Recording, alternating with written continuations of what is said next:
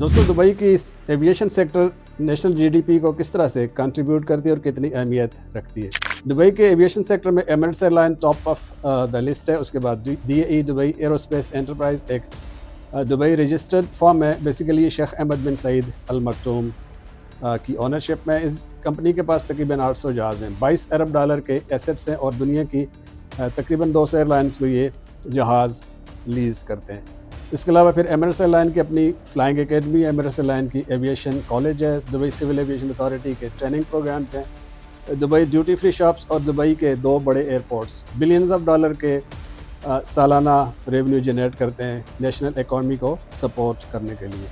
लेकिन दोस्तों, हैरानकुन बात है कि 2023 का अगर हम टारगेट देखें जो इन्होंने अचीव किया, एविएशन सेक्टर से 30% कंट्रीब्यूशन था जीडीपी का। एविएशन सेक्टर ने 30% यानी 30% कंट्रीब्यूशन दिया नेशनल इकॉनमी को।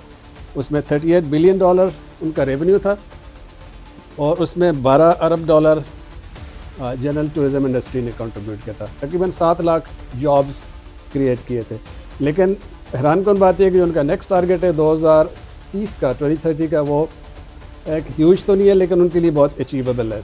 उसका जो टारगेट है वो 40% जीडीपी कंट्रीब्यूशन होगा, 196 अरब 196 बिलियन डॉलर रेवेन्यू टारगेट है और उसमें तकरीबन 9 लाख जॉब्स क्रिएट होंगे। दोस्तों, दुबई की जो क़यादत, उसका विजन और उसका क्लियर इंस्टिंक्ट देखकर ये लगता है कि वो 2030 से बहुत पहले ये टारगेट अचीव कर लेंगे।